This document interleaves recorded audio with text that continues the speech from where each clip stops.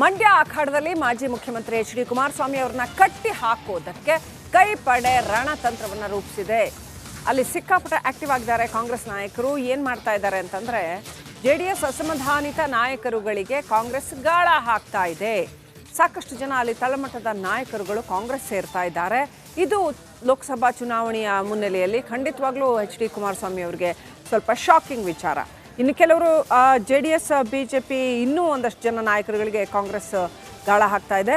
ಶೀಘ್ರದಲ್ಲೇ ಮಾಜಿ ಸಚಿವ ನಾರಾಯಣಗೌಡ ಕಾಂಗ್ರೆಸ್ ಸೇರ್ತಾರೆ ಅಂತ ಹೇಳಲಾಗಿದೆ. ಮಾಜಿ ಶಾಸಕರಾದ ಎಂ ಶ್ರೀನಿವಾಸ್, ಕಲ್ಪನಾ ಸಿದ್ದರಾಜು ಜೊತೆ ಕೂಡ ಚರ್ಚೆ ನಡೆದಿದೆಯಂತೆ. ಬಿಜೆಪಿ ಜೆಡಿಎಸ್ ನಾಯಕರನ್ನ ಸೆಳೆದು ಮೈತ್ರಿಯನ್ನ ಮಣಿಸೋದಕ್ಕೆ ಕಾಂಗ್ರೆಸ್ ಪ್ಲಾನ್ ಮಾಡಿದೆ.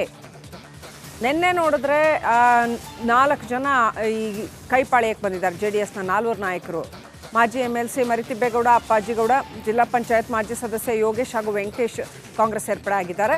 ಈಗ ಇನ್ನೊಂದಷ್ಟು ಜನಕ್ಕೆ ಕಾಂಗ್ರೆಸ್ ಗಾಳ ಹಾಕಿದೆ. Next update ಪಡ್ಕೊಳ್ಳೋಣ.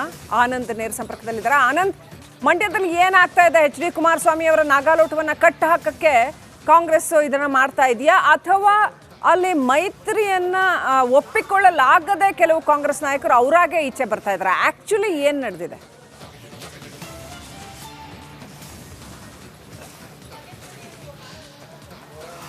ಶ್ರೀಲಕ್ಷ್ಮಿ, ಮಂಡ್ಯದಲ್ಲಿ ಈಗಾಗಲೇ ಕಾಂಗ್ರೆಸ್ ನಾಯಕರು ಆಕ್ಟಿವ್ ಆಗಿದ್ರು.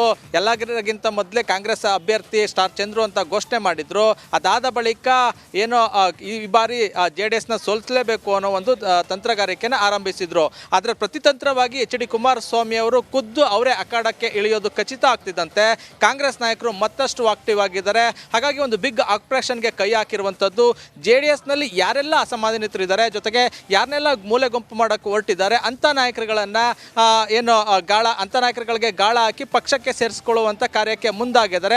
ಅದರ ಭಾಗವಾಗಿ ಈಗಾಗಲೇ 4 ಮಂದಿ JDS ನಾಯಕರುಗಳನ್ನು ಕಾಂಗ್ರೆಸ್ ಪಕ್ಷಕ್ಕೆ ಸೇರಿಸ್ಕೊಂಡಿರುವಂಥದ್ದು. ಮಾಜಿ MLCಗಳಾದಂತಹ ಅಪ್ಪಾಜಿಗೌಡ, ಮರಿತಿಬ್ಬೇಗೌಡ ಹಾಗೂ ಮಾಜಿ ಜಿಲ್ಲಾ ಪಂಚಾಯತಿ ಸದಸ್ಯರಾದಂಥ ತಗ್ಗಳ್ಳಿ ವೆಂಕಟೇಶ್ ಹಾಗೂ HN ಯೋಗೇಶ್ ಅವರನ್ನು ಸೇರಿಸ್ಕೊಂಡಿದ್ದಾರೆ. ಅದಲ್ಲದಂತೆ ಇನ್ನೂ ಸಾಕಷ್ಟು ನಾಯಕರುಗಳ ಜೊತೆ ಈಗಾಗಲೇ ಚಲುವರಾಯಸ್ವಾಮಿ ಅವರು ಮಾತುಕತೆಯನ್ನು ನಡೆಸಿರುವಂಥದ್ದು. ಅದರಲ್ಲೂ ಕೂಡ ಪ್ರಮುಖವಾಗಿ ಮಾಜಿ ಶಾಸಕ ಎಂ ಶ್ರೀನಿವಾಸ್ ಹಾಗೂ ಮದ್ದೂರಿನ ಮಾಜಿ ಶಾಸಕಿಯಾದಂತಹ ಕಲ್ಪನಾ ಸಿದ್ದರಾಜು ಅವ್ರ ಜೊತೆ ಈಗಾಗಲೇ ಮಾತುಕತೆಯನ್ನು ನಡೆಸಿದ್ದಾರೆ. ಕೆಲವೇ ದಿನಗಳಲ್ಲಿ ಅವರು ಕೂಡ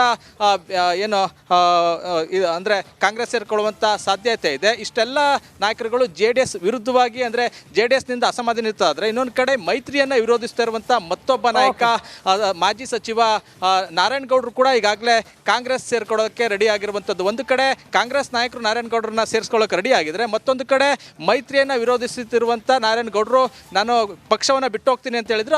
ಹಾಗೆ ಅವರು ಅನಿವಾರ್ಯವಾಗಿ ಕಾಂಗ್ರೆಸ್ ಪಕ್ಷವನ್ನು ಸೇರಿಕೊಳ್ಳುವಂಥ ಸಿದ್ಧತೆಯನ್ನು ಆರಂಭಿಸಿದ್ದಾರೆ. ಕೆಲವೇ ದಿನಗಳಲ್ಲಿ ಇಷ್ಟು ನಾಯಕರುಗಳು ಕಾಂಗ್ರೆಸ್ನ ಸೇರ್ಕೊಳ್ತಾ ಇರುವಂಥದ್ದು. Srilakshmi, thank you Anand ಡೀಟೇಲ್ಸ್ಗಾಗಿ.